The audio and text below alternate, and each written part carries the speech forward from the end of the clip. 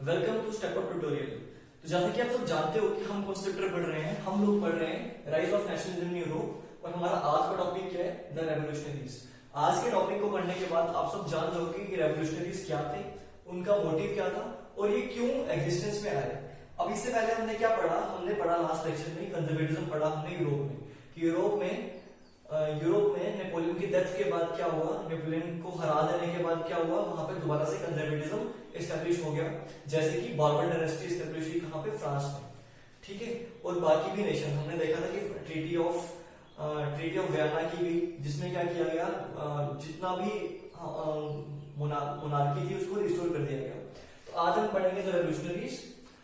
तो जब वहां पे मोनार्की दोबारा से एस्टेब्लिश हो गई, जब जितने भी पुराना सिस्टम था वो सारा एस्टेब्लिश हो गया, उसके बाद कुछ ईयर्स रहे ड्यूरिंग 1815। उसके बाद क्या हुआ, कुछ ईयर्स रहे जो कि ईयर्स ऑफ क्या थे, रिप्रेशन थे। रिप्रेशन मतलब वो लोग जो कि मोनार्की के खिलाफ आवाज उठा रहे थे, उन सबको मारा जा रहा था। ठीक है, उनको जेल में बंद किया जा रहा था। सिंपल सी बात है, उनपे पूरी की पूरी रिस्ट्रिक्शंस लगा के रखी हुई थी।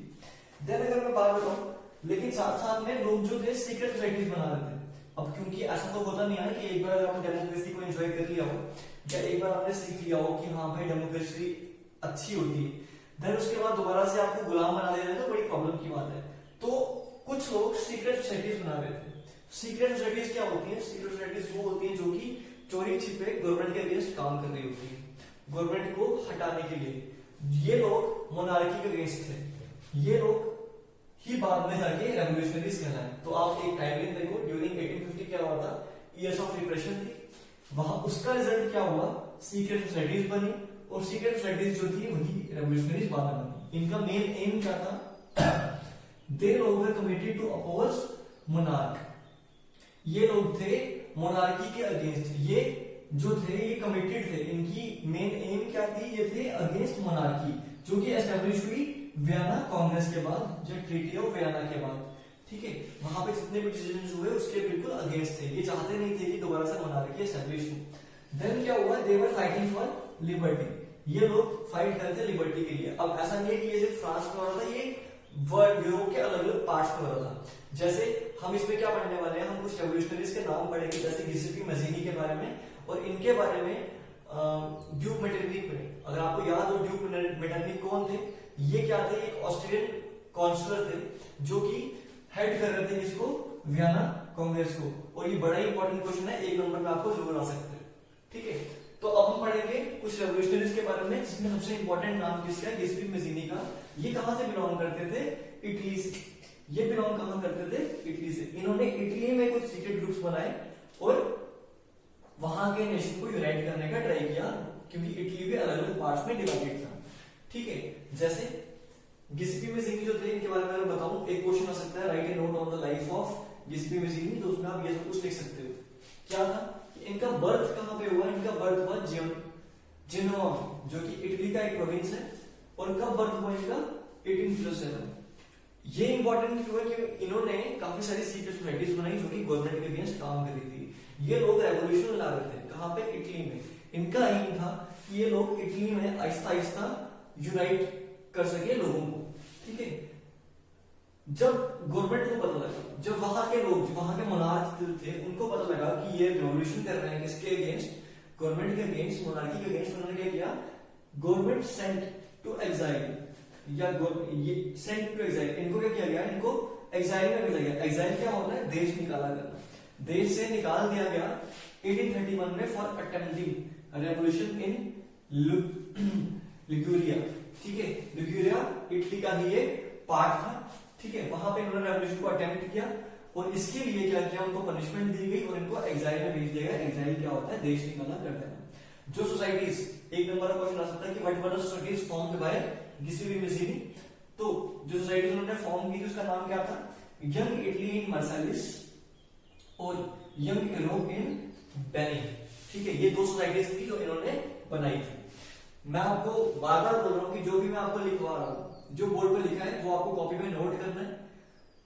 वो नोट करने के बाद आपको इसको यहीं से रिवाइज करना है। और एक और इंपॉर्टेंट चीज, बुक जरूर रीड करनी है। बुक को रीड करके आप पॉइंट्स को रिलेट कर पाओगे, आपको ज्यादा अच्छे से समझ आएगी। ठीक है, यहाँ पे मैं आपको एक ओवरव्यू दे रहा हूँ, लेकिन बुक आपको अच्छे से रीड करनी है ताकि आपको पॉइंट की क्लैरिटी हो जाए और कोई भी क्वेश्चन आराम से निकाल सको।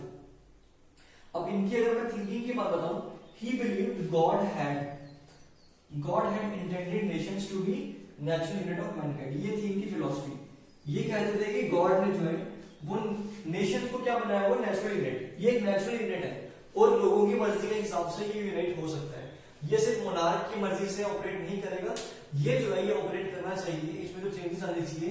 अगर लोग एक नेशन, एक अलग अलग जगह के लोग जो है वो यूनाइट होना चाहते हैं तो ये उनकी खुद की मर्जी है, भगवान ने नेशंस को इसी टर्म्स में बनाया है, ठीक है, ना कि मोनार्की के हिसाब से।